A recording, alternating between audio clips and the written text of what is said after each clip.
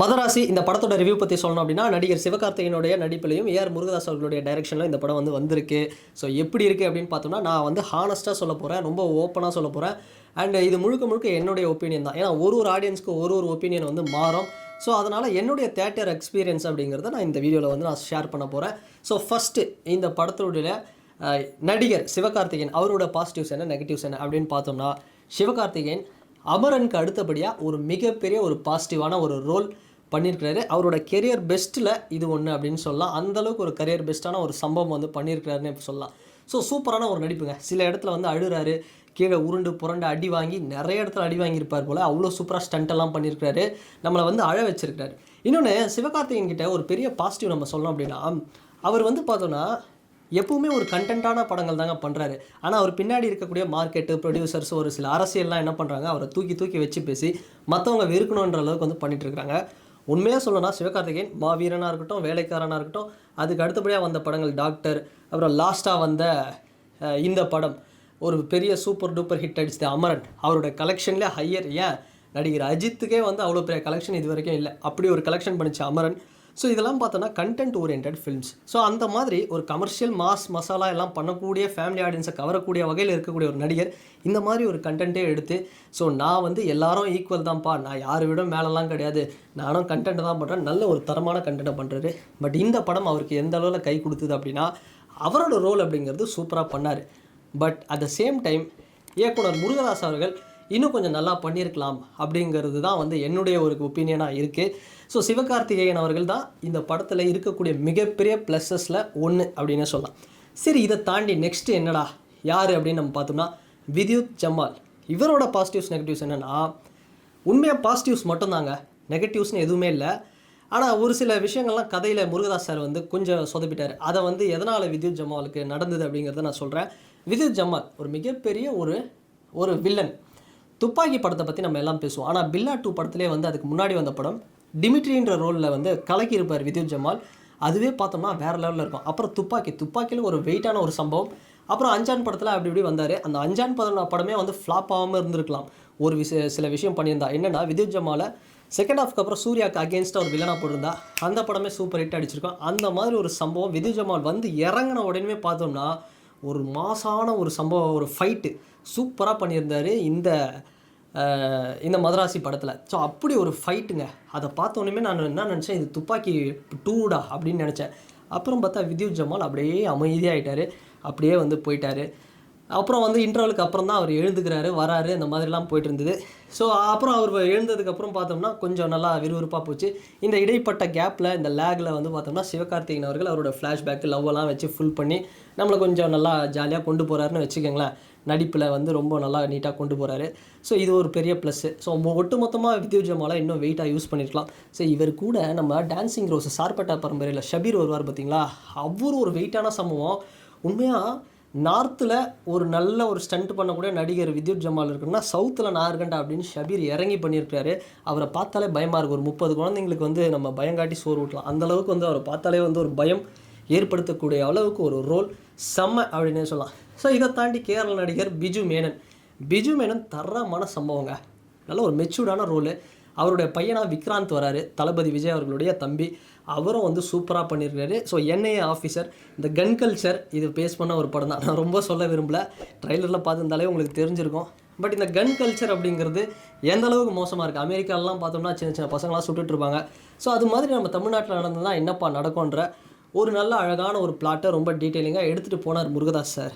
But எந்த இடத்துல சொதப்புச்சு அப்படின்னா, இதுக்கு முன்னாடி வந்த படங்கள், அவருடைய படங்கள் ஸ்பைடரில் பார்த்தோம்னா ஒரு சின்ன ஃப்ளாஷ்பேக் இருக்கும், சுடலை எஸ்ஜே சூர்யாவுக்கு. அது மாதிரி ஒரு ஃப்ளாஷ்பேக், ஒரு சைக்கோ மாதிரியான ஒரு ஃப்ளாஷ்பேக்கை சிவகார்த்திகேயன் அவர்களை வச்சு, அதுக்கு முன்னாடி நம்ம வந்த படங்கள் துப்பாக்கியிலேருந்து வித்யுத் ஜமாலை கொஞ்சம் போட்டு, அதுக்கு முன்னாடி நம்ம பார்த்தோம்னா நிறைய இந்த 7ஆம் அறிவில் ஹீரோயின் ஸ்ருதி ஹாசன் பார்த்தோம்னா ஒரு சில விஷயங்கள்லாம் பண்ணுவாங்க சூர்யாவுக்கு. அது மாதிரி ஒரு ஆக்ட்ரஸ்ஸு. இது மாதிரி ஆல்ரெடி பார்த்த ஸ்டோரி, ஸ்க்ரீன் ப்ளே, ஆல்ரெடி பார்த்த விஷயங்களையே திரும்ப அந்த காட்சிகள், லொக்கேஷனாக இருக்கட்டும், எல்லாமே திரும்ப ஒரு ஏஆர் முருகதாஸ் சினிமாட்டிக் யூனிவர்ஸாகவே இருந்தாலும் சில இடங்களில் நமக்கு திகட்டுதுங்க. அது நம்ம சொல்லி ஆகணும். இது ஒரு மிகப்பெரிய ஒரு நெகட்டிவ்ஸ் முருகதாஸ் சாரோட டிரெக்ஷனில். அவரோட படம் ஒன்று ஒரு ஜேனரில் இருக்கும். அவர் இல்லைனா வந்து போதி தர்மரே வந்து தமிழ்நாட்டில் நிறைய பேருக்கு தெரிஞ்சிருக்காது. ஒரு 80% பேருக்கு அவரால் தான் தெரிஞ்சுது. முருகதாஸ் சார் அப்படி ஒரு டிரெக்டர். பட் என்னென்னா இந்த படம் வரும்பொழுது ப்ரொடியூசர் சொல்லியிருப்பார் போல், முந்தைய படம் துப்பாக்கி மாதிரியே பண்ணுங்க அப்படின்னு. அதனால் அவர் வந்து பார்த்தோம்னா அதே மாதிரி பண்ணணும்னு ட்ரை பண்ணி ஏதோ கொஞ்சம் சில விஷயங்கள்லாம் சொதப்பி போச்சு. கிளைமேக்ஸ் காட்சியெல்லாம் கூட அப்படியே வந்து துப்பாக்கி தாங்க. இதான் போன வருஷம் கூட சொன்னாங்க, துப்பாக்கி வந்து தளபதி விஜய் வந்து சிவகார்த்திகேயன் கொடுத்துட்டாருன்னு. அது உண்மையான ஒரு நல்ல ஒரு ஆக்டர் கையில் தான் கொடுத்துருக்காரு.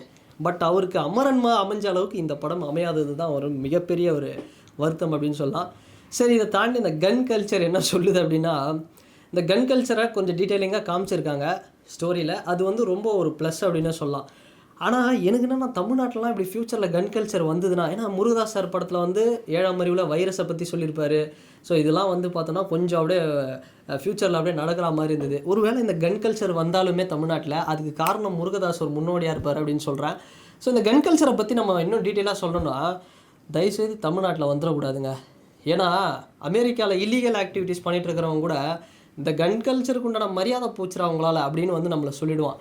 ஏன்னா இங்கே கன் கல்ச்சர் அப்படிங்கிறத எதுக்கெல்லாம் பண்ணுவானுங்கன்னா, பாரு கூலி படம் பார்த்துட்டு ரிவ்யூ தியேட்டர் வெளியே வந்து நம்ம ஆவரேஜ் இல்லை படம் நல்லா இல்லை, கூலின்னு இல்லை, பீஸ்ட்டு இல்லை அண்ணாத்தை, இது மாதிரி வந்து எந்த படமாக இருந்தாலும் ஒரு வலிமை இது மாதிரியான படங்கள்லாம் வந்து நம்ம பார்த்துட்டு வெளியே வந்து சொன்னாலும் இந்த மாஸ் ஹீரோவோட ஃபேன்ஸு என்ன எங்கள் தலைவன் படத்து நீ நல்லா இல்லைன்றியா, இந்த வாங்கிக்க ஒரு கன் ஷாட் அப்படிங்கிற மாதிரி அடித்து எல்லாரையும் சுட்டுட்ருப்பானுங்க. அதுக்காகவே இந்த கன் கல்ச்சர்லாம் தயவுசெய்து தமிழ்நாட்டில் வரக்கூடாது. அதுதான் சொல்கிறேன்னே, எதுக்கெல்லாம் இவனுங்க வந்து சுடுவானுங்கன்னா ரொம்ப மோசமாக வந்து நம்ம தமிழ்நாடு அப்படிங்கிறது. ஸோ இது ஒரு ஃபன்னுக்கு சொன்னாலுமே இதுதான் உண்மை. ஏன்னா இவனுங்க வந்து அப்படி தான் அந்த லெவலில் தான் வந்து போயிட்டுருக்கிறானு.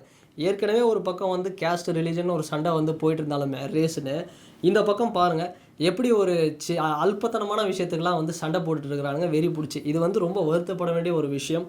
ஸோ அதனால் வந்து இந்த கன் கல்ச்சர்லாம் வராமல் இருந்தால் வந்து ரொம்பவே வந்து நல்லா தான் இருக்கும் அப்படின்னு நினைக்கிறேன். ஏன்னா தோனியா விராட் கோலியான்னு சண்டை போட்டு வந்து ஒருத்தன் வெட்டிக்கின சம்பவம்லாம் வந்து நடந்தது ரீசெண்டாக நம்ம ஒரு போன வருஷம் டைமில். அப்போ கன்னெல்லாம் மாடிச்சுன்னா நீ என்ன எங்கள் தலை தோனியை பற்றியா தப்பாக பேசுகிற, இருந்தால் வாங்கி டமால் அப்படின்ட்டு வந்து சுற்றுவானுங்க போல். அவ்வளோ ஒரு மோசமான ஒரு இக்கட்டான சூழ்நிலைக்கு வந்து கொண்டு வந்து விட்டுறக்கூடாது. ஸோ இது வந்து ஒரு நல்ல ஒரு பிளாட்டாக வந்து போயிட்டு இருந்தது படத்தில். ஸோ இதை தாண்டி இன்னும் கொஞ்சம் டீட்டெயிலிங்காக இப்போ துப்பாக்கி வந்து பார்த்தோம்னா ஒரு டீகோடிங்காக டீட்டெயிலிங்காக எல்லாமே இருக்குங்க. ஸோ அந்த மாதிரி ஒரு டீகோடிங்காக இல்லாமல் நடுவில் கொஞ்சம் லேகு ஸ்லோ இதெல்லாம் வந்து அதுதான் வந்து இந்த படத்துடைய ஒரு தோய்வு அப்படின்னு நான் வந்து சொல்லுவேன் நெகட்டிவ்ஸ்னு. ஸோ சினிமாட்டோகிராஃபி இந்த படத்தில் சுதீப் அப்படிங்கிறவர் பண்ணியிருக்கிறாரு, சூப்பராக பண்ணியிருக்கிறாரு, அதில் எந்த மாற்றமும் இல்லை. ஸ்டண்ட்டு அவ்வளோ சூப்பராக பண்ணியிருக்கிறாங்க. ஸோ ஸ்டண்ட் மாஸ்டருக்கு ஒரு ஹேட்ஸ் ஆஃப். அண்ட் அதை தாண்டி மியூசிக் அனிருத் ஏஆர் முருகதாஸ் சார்போட படத்துலேயே ரொம்ப சுமாரான சாங்ஸு, சுமாரான ஒரு பிஜிஎம்னா நான் இந்த படத்தை தான் சொல்லுவேன். ஆல்ரெடி அவங்க பண்ண கத்தி படம் வேறு லெவலில் இருந்தது. அவங்க காம்போவில் அனிருத் முருகதாஸ் அவங்களுடைய காம்போவில் செம்மையாக இருந்ததுங்க, இல்லைன்னு சொல்ல முடியாது. கஜினிலேருந்து 7ஆம் அறிவுலேருந்து ரமணாலேருந்து எல்லாமே தீனாலேருந்து இப்போ வரைக்கும் ஓப்பனிங் சாங்னா அப்படி இருக்கும் முருகதாஸ் சார் படத்தில். 7ஆம் அறிவு கூட சூர்யா சார் அப்படி பண்ணியிருப்பார் அந்த ஓப்பனிங் சாங்லாம். ஸோ எனக்கு தெரிஞ்சு ஹாரிஸ் ஜெயராஜ் சார் வந்து இந்த படத்தில் யூஸ் பண்ணிடலாம். இப்போ கூட ஸ்பைடரில் அந்த சுடலை சைக்கோட மியூசிக் வந்து ஓடிட்டே இருக்குது. ஸோ ஹாரிஸ் ஜெயராஜ் சார் இந்த படத்தில் யூஸ் பண்ணியிருந்தால் அவருக்கும் ஒரு பெரிய கம்பேக்காக இருக்கும், இவருக்கும் ஒரு கம்பேக்காக இருக்கும். அந்த ஒரு காம்போ அப்படிங்கிறது வேறு லெவலில் வந்திருக்கும். அது ஒரு பெரிய மிஸ்ஸிங். அது மியூசிக் ஒன்றுமே பெருசாக கனெக்ட் ஆகலை இந்த படத்தில். ஸோ ருக்மிணி வசந்தோட ரோல் அப்படிங்கிறது சூப்பராக இருந்தது. கன்னட படம் சப்த சாகரதாச்சு இல்லை 7 கடல் தாண்டிலே கலக்கியிருப்பாங்க. இதில் இன்னும் பின்னிட்டாங்க அப்படின்னு தான் சொல்லணும். இன்னும் அடுத்தடுத்து வரக்கூடிய படங்கள்லாம் வேறு லெவலில் இருக்கும். இதை தாண்டி இந்த படத்தில் காமெடிக்கு இன்னும் கொஞ்சம் ஜெனரலாக முருகதாஸ் சார் படத்தில் ஹீரோவே காமெடிலாம் பண்ணுவாங்க. பட் காமெடிக்குன்னு பெருசாக இருக்க மாட்டாங்க. பட் இதுலேயும் அப்படி தான் வந்து இருக்குது. ஸோ கொஞ்சம் ஒரு சீரியஸாக போனாலும் அங்கங்கே சிவகார்த்திகேயனே வந்து நல்லா காமெடி பண்ணுறாரு. ஸோ ஃபேமிலியோடு பார்க்கலாமாடா அப்படின்னு கேட்டால் தாராளமாக பார்க்கலாங்க. பெருசாலாம் ஒன்றும் வயலன்ஸ் இல்லை, நல்லா தான் இருக்கும். ஃபேமிலியோடு வந்து பார்க்கலாம், தாராளமாக பார்க்கலாம். ரொம்ப வல்கரான விஷயங்கள்லாம் எதுவும் இல்லை படத்தில். ஸோ சில விஷயங்கள் நான் முன்னாடி சொன்ன மாதிரி இந்த மியூசிக்கு, இந்த ஸ்டோரி, முருகதாஸ் சாரோட இந்த யூனிவர்ஸ் இதெல்லாம் வந்து கொஞ்சம் வேறு மாதிரி ஒரு ஃப்ரெஷ்ஷாக வந்து ஒரு ஸ்கிரிப்ட் பண்ணியிருந்தாங்க அப்படின்னா இந்த படம் நல்லாவே வந்திருக்கும். நான் பெருசாக வந்து குறை சொல்ல விரும்பலைங்க. ஏன்னா முருகதாஸ் சாரும் வந்து ஒரு கம்பேக் கொடுக்கணும்னு பட்டிருக்காரு. சிவகார்த்திகேயன் ஒரு சூப்பரான ஒரு நடிப்பை கொடுத்துருக்காரு.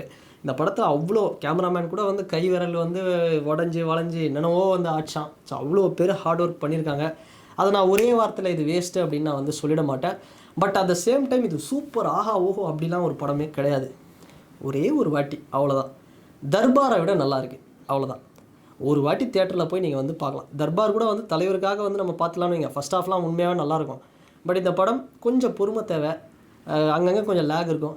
பட் நம்ம பொறுமையாக உட்காந்து ஒரு ஒரு 3 மணி நேரம் உட்காந்து நம்ம பார்த்தோம் அப்படின்னா ஓகேடா ஒரு 150 ரூபாய்க்கு இந்த படம் ஒர்த்துடா, ஒரு வாட்டி பார்க்கலாம்டா, வேறு எந்த படமும் இல்லை அப்படி ஒரு படமாக தான் வந்திருக்கே தவிர இது வந்து துப்பாக்கியை பீட் பண்ணிடுச்சு 10 துப்பாக்கிக்கு சமம், இது வேறு லெவலு, முருகதாஸ் பண்ணதுலேயே பெஸ்ட்டு அப்படிலாம் கிடையவே கிடையாது. ஒரு சுமாரான படம், பிலோ ஆவரேஜ்னு நான் சொல்ல விரும்பல, அவ்வளோ உழைப்பு போட்டிருக்காங்க, ஒரு ஆவரேஜான ஒரு படம் அப்படின்னே சொல்லலாம். அவ்வளோதான் வந்து இந்த படத்துக்கு வந்து ரேட்டிங் தர முடியும். ஒரு 10க்கு ஒரு 6 தாங்க என்னால் தர முடியும், அதுக்கு மேலே தர முடியாது. அண்ட் இது நான் இப்போவும் சொல்கிறேன், இது முழுக்க என்னுடைய ஒப்பீனியன், என்னுடைய நான் பார்த்த ஒரு தியேட்டர் எக்ஸ்பீரியன்ஸ் தான் இந்த படத்தோட ரிவ்யூ அப்படிங்கிறது. அண்ட் நீங்கள் பாருங்கள், நீங்கள் பார்த்துட்டு சொல்லுங்கள், ஏன்டா படம் நல்லா தான்டா இருக்குது, ஏன் பரதேசி நான் ஏன் தப்பாக நெகட்டிவ் கமெண்ட்ஸ் போட்டுட்ருக்கேன் அப்படின்னு வந்து கூட நீங்கள் கமெண்ட் போடுங்க. இல்லை கரெக்டு தான் ப்ரோ, நானும் பார்த்தேன், படம் ரொம்ப சுமாராக தான் இருக்குது அப்படின்னும் வந்து போடுங்க. ப்ரோ நீயாவது வந்து படம் நல்லா இருக்குது அப்படின்னு சொன்னேன், என்னால் உட்காரவே முடியல, எனக்கு இன்னும் கடுப்பாக இருக்குது அப்படின்னு நீங்கள் போட்டாலும் ஓகே. இல்லை இந்த படம் வந்து ஓகே தான் ப்ரோ, நீ சொன்னது கரெக்டாக இருந்தது, அப்படியே நீ வீடியோவில் என்ன சொன்னியோ அப்படியே தான் ப்ரோ இருந்தது அப்படின்னு சொல்லலாம், தயவுசெய்து கமெண்ட் செக்ஷனில் கமெண்ட் பண்ணுங்கள். தயவுசெய்து இந்த தமிழ் ராக்கர்ஸ் இந்த பைரசியில் மட்டும் பார்த்து தொலைஞ்சிடாதீங்க, ஏன்னா அவ்வளோ பேர் உழைச்சிருக்காங்க, இது ஒரு உழைப்பு.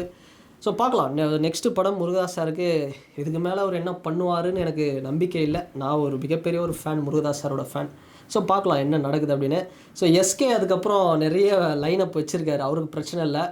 ஸோ முருகதாஸ் சாரோட இரா அப்படிங்கிறது எண்ட் ஆகக்கூடாது. ஸோ ஆஸ் எ ஃபேனாக வந்து நான் ரொம்ப வருத்தமாக இருக்குது எனக்கு இந்த படத்தை பார்த்து.